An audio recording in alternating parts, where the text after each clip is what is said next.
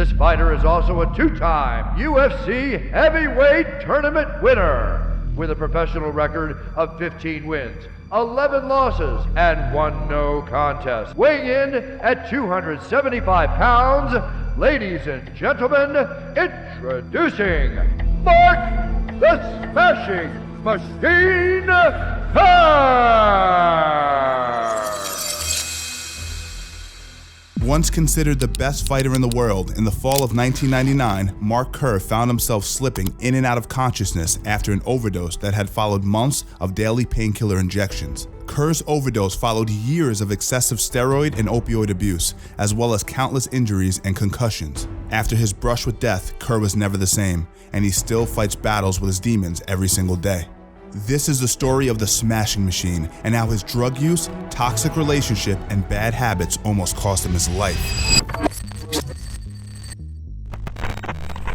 Kerr was born on December 21st, 1968 in Toledo, Ohio. Fed up and not knowing how to handle such a wild kid, his mom sent him off to live with his brother Michael in Davenport, Iowa when he was just 12 years old. Already an athletic kid during his time in Iowa, Kerr was almost never still and was involved in track, baseball, football, and wrestling. His mother had dreams of him being an athletic star and insisted he put all of his focus on sports. We'd wrestle, punch each other, kick each other, and my mom would say, "What's going on?" She would yell upstairs at us, and we'd stop, and one of us would open the door and go, "Nothing, we're just wrestling," but we were fighting. During his time in Iowa, Kerr started to grow into a man who would one day be known as the Smashing Machine. While at Bettendorf High, Kerr steadily put on mass and grew to a towering 6 foot 3 inches. When Kerr returned to Ohio, he was almost unrecognizable from the shy kid who had just left a few years earlier. With his new look and newfound confidence, Kerr made a surprise win as a junior at the 1986 Ohio Division I Championship, which was the first time anyone from his Toledo high school had taken a state title. While the win and Kerr's early athletic ability was exciting, it foreshadowed troubling behavior to come. Kerr had been injured when he entered the competition, but had pushed through the pain and came through victorious. I just thought it was really a bad idea. I knew that he was a great wrestler, but what does he know about fighting? I was like, Mark, man, I don't. This desire to succeed and to ignore what his body was telling him became a pattern in Kerr's life, a pattern that very nearly ended it. When Kerr was 20, he found out he had lost his athletic scholarship and was told he needed to take a year off from school. He needed cash, and as a hard worker with arms of steel, working as a roadie came as a natural fit. Kerr started at the New York State Fairgrounds and soon found himself touring the country with bands like The Who and the Rolling Stones. The pay was good, but the work was long. Once Kerr even worked 36 hours in a row. With such long and arduous labor and the high expectation of such major names always bearing down on Kerr and the other roadies, it isn't surprising that they frequently needed drugs to keep them awake and focused. In an interview with Sports Illustrated, Kerr recalls that bosses would sometimes call him into production trailers and open a drawer that was filled with cocaine, encouraging the young man to take what he needed to help him achieve setups in record times. Using drugs soon became a regular part of life. And in that year's time, I ended up working out at the state fairgrounds in Syracuse, New York, pulling cables for the bands that were coming in. Now, the whole time as we were progressing and the bands getting bigger and bigger, the introduction to, narcotics, there's cocaine and, a bunch of different stuff around at the time. And I started experimenting a little bit then. When Kerr was 21, he moved back to New York, where he once again started training with wrestling coach Gene Mills. Kerr wanted to rejoin the team, so he went to a community college to upgrade his credits and started training in earnest. At the same time, Kerr was working graveyard shifts for UPS, which meant he hadn't left his long days behind him, and his drug use persisted. Despite the drug use that would eventually spiral out of control, Kerr was still undeniably talented. He took the 1990, 1991, and 1992 Big East Championships, as well as the 1992 NCAA Championship. At the time, Kerr was under the mentorship of Chris Campbell, who in 1992 became the oldest American wrestler to win an Olympic medal. Likely inspired by Campbell, Kerr set his sights on making the 1996 U.S. Olympic freestyle team. And, like many other prominent American wrestlers, he began training at the FOXCATCHER National Training Center. John Eleuthère DuPont was the man behind the FOXCATCHER Training Center and was known for being eccentric and unreasonable. But it was hard to overlook his wealth and what he was able to provide for wrestlers, who were often struggling for money. While many wrestlers were uncomfortable with DuPont's unpredictable behavior, they overlooked it because he helped facilitate their dreams, including Kerr's. The ability to overlook behavior came to the ultimate test when DuPont murdered Olympic wrestler Dave Schultz in front of Schultz's wife. John E. DuPont, an heir to the chemical company Riches, remains barricaded inside. Police suspect he shot and killed Olympic wrestler Dave Schultz, who lived on the 800-acre estate. It was 4 months before the Olympics, and Kerr was number 1 at 220 pounds. He continued taking DuPont's money. He didn't make the Olympic team. During the Olympics, Kerr watched his former training partner, Kurt Angle, who had left FOXCATCHER after Schultz's death, win an Olympic championship. Kerr's Olympic dreams were finished, and he began to look for another way to make a living.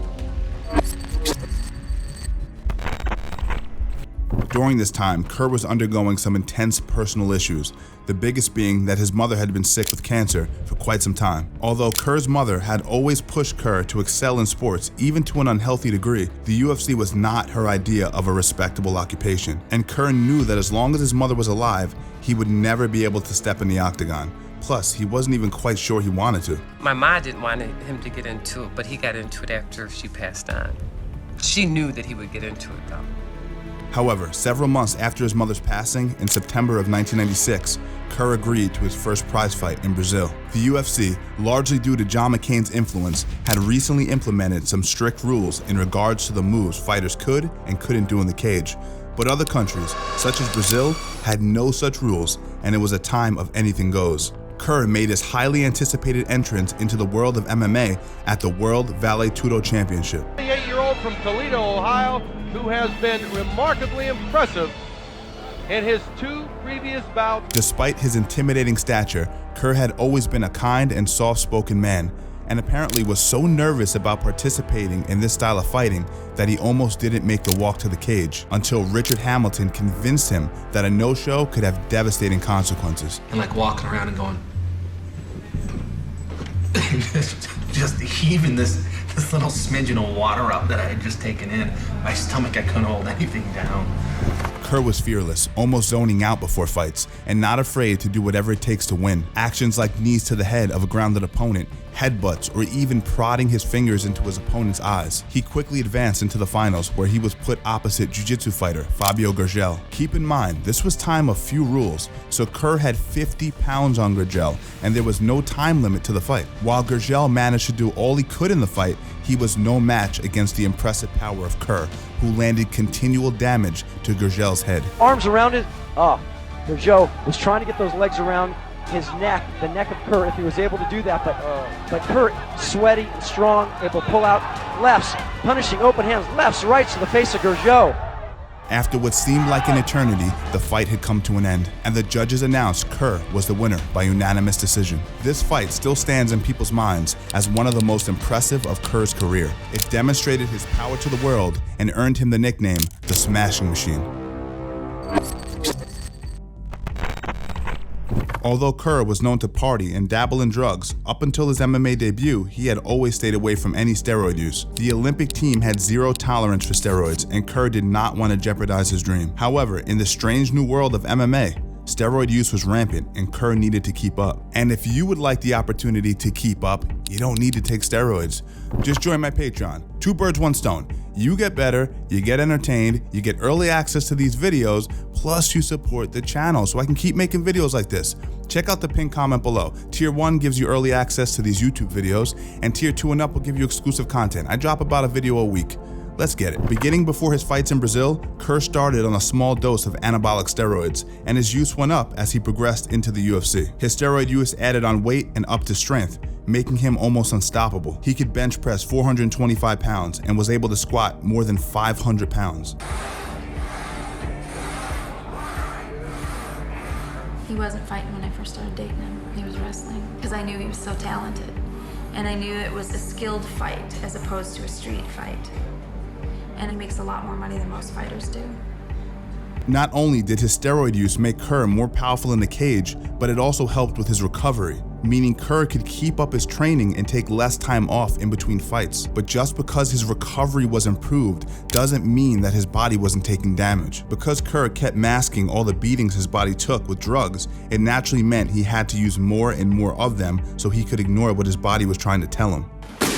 You know, as much as my body aches and it's sore and it's tired and stuff, I have a better gauge of what my body needs now as opposed to before, because I would just dope myself up to a point where basically functioning on all these injuries that should be addressed and totally ignoring it, masking it with doing pain med. Not only would the drugs mask the injuries and strains put on his body, but they also helped eliminate a lot of the fear that Kerr would feel before he stepped into the cage. Although the UFC was doing drug testing, at the time, oversight was incredibly lax. Fighters would be given a cup for a sample, but then left alone, allowing them to swap out their specimen for someone else's who was clean. Even the doctors who treated Kerr didn't raise any alarm bells, despite disturbing signs that the drugs were dangerously messing with Kerr's system. In 1998, Kerr made the lucrative choice to fight in the Pride Fighting Championship in Japan. The fighting that was happening at Pride was even more brutal, but it didn't require the same mass that Kerr had put on, so his use of performance-enhancing drugs declined during this period. However, with such long and violent fights, Kerr's use of painkillers skyrocketed,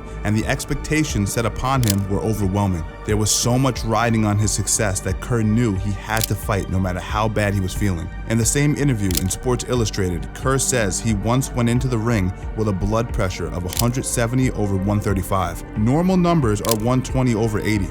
They never questioned whether or not my blood pressure was too high. They never questioned whether or not my weight was too much or too little. They just wanted the end product. That's it.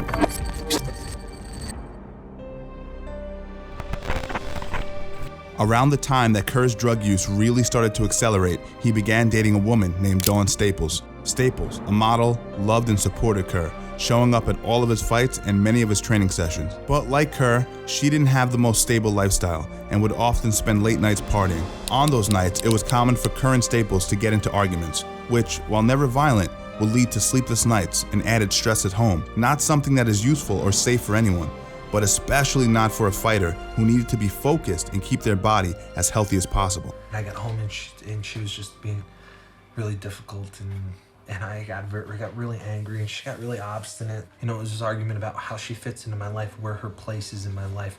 And it's not a place, you know, that she's very comfortable being at all. And it escalated to a huge fight. Many of the people around Kerr saw Staples as a bad influence and hoped their relationship would end.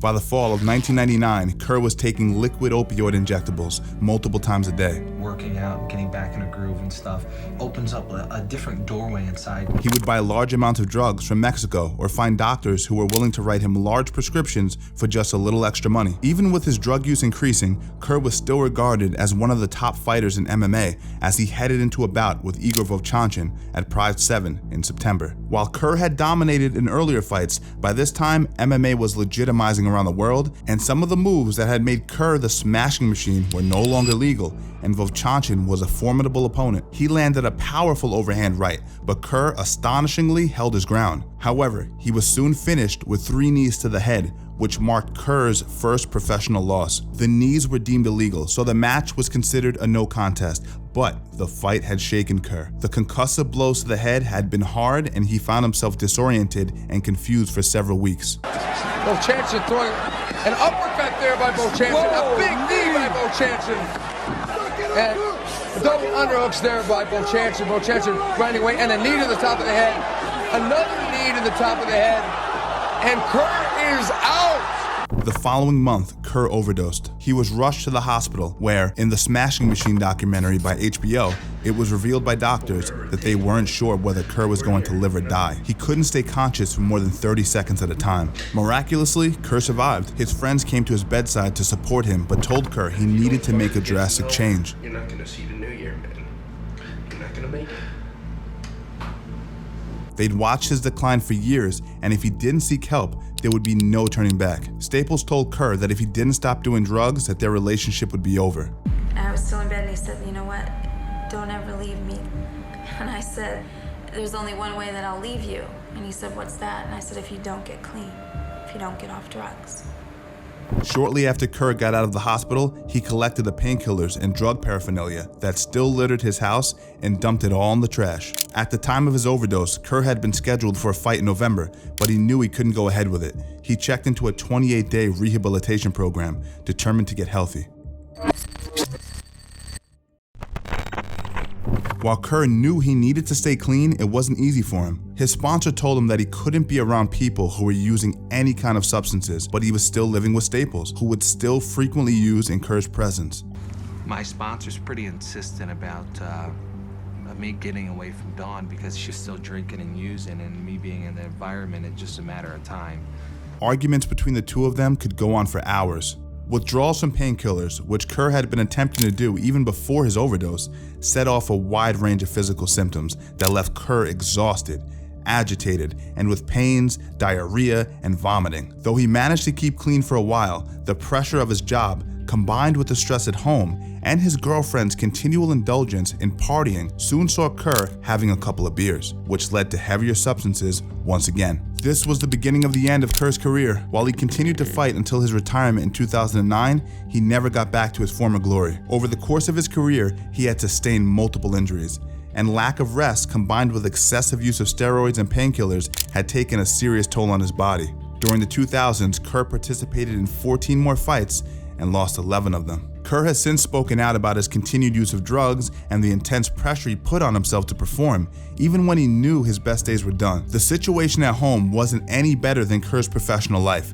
and most likely negatively affected his career as well. Kerr and Staples stayed together, despite the recommendation of Kerr's sponsor that he needed to stay away from anyone who continued to drink or use drugs. Their relationship got worse and worse until one night Staples hit a breaking point. She refused to leave the house, even after Kerr had asked her several times. After many hours, Staples grabbed Kerr's thankfully unloaded handguns and started to dig a razor blade into her arm. Kerr had to call the police to have her removed from the house. Despite their dysfunctional relationship, the two of them were married on May 11, 2000.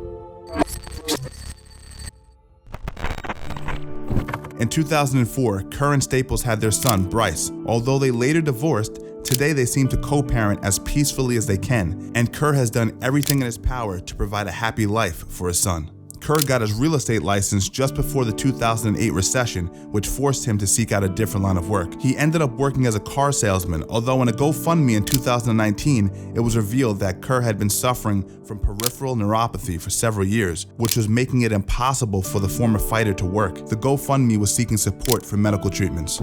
So once we got back to Phoenix, they're like, hey, putting the camera down as your friend, you know, you need help. And I was like, no, I don't need help. They're like, you need help. And from there, it progressed into me understanding that I had a problem, understanding that that it wasn't going to go away by itself, that I needed help. It wasn't a single person fight. I needed people around me, a support team, to help me fight this disease. Kerr dipped in and out of sobriety, getting sober again in 2014. Around the same time, a 10-year study was released that looked at the consequences of head trauma in fighters. Kerr learned that substance abuse is often connected to head trauma, which helped the former fighter find some peace in understanding his disease. Kerr started to learn more about his mind and how it connected to his body, and began to seek treatments that would help him heal instead of masking or numbing. You know, and this is something that oftentimes doesn't get talked about, is the substance abuse behind the scenes. And it's incredibly prevalent throughout the entire sport. In my mind, I think there needs to be something done that helps these fighters after they retire, because it's not all about the money, it's also about all of the psychological and physical damage that you accrue over the course of your career. The road to recovery is never smooth. Kerr had to live in his car for a while, too proud or embarrassed to ask for help, or maybe thinking he wouldn't be offered. Another house called Sarayan, which is in Mesa, and when I told them that I'd have the rent due, I didn't have it, and immediately you have to get out of the house. So there was about 2 weeks where just trying to figure out what to do next, you know. And then a buddy of mine that lives out in Mesa, finally I got frustrated enough, and I said, okay, I need to ask for help. You know, and I had called up my friend of mine named Darren, and I just said to Darren, he's like, buddy, just, you know, grab whatever you need to grab, come on over, I got a place for you to crash.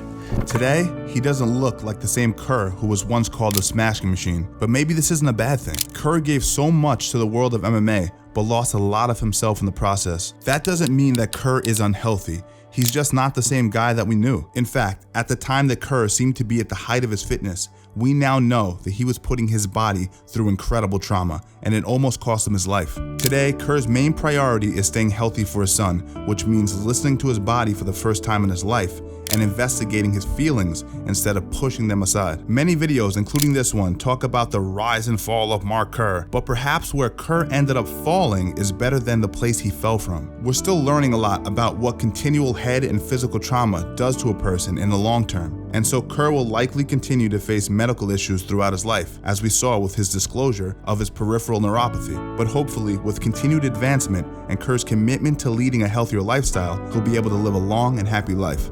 While most fighters get into the sport because they love it, many push themselves to the breaking point because they have no choice. They have to put food on the table, and these promoters are offering far too much money to turn down. This was frequently the case during Kerr's career, which makes you wonder how his life could have turned out if he hadn't felt compelled to push himself so hard. While life for Kerr has had some massive highs and lows, hopefully it's on another upturn. In 2019, it was announced that a film about his life was under development. Dwayne "The Rock" Johnson is set to play Kerr. In a press conference, The Rock said, Mark Kerr's story is such an incredible story. Here's a guy who won the two-time heavyweight tournament, the early stages of UFC. And here's also a guy who went over to Pride. He had this incredible run, as many of these warriors have. And I wanted to shine a spotlight on this man. There's no one more deserving, and hopefully this film will show the world what a strong man Mark Kerr is, and we're not just talking physically.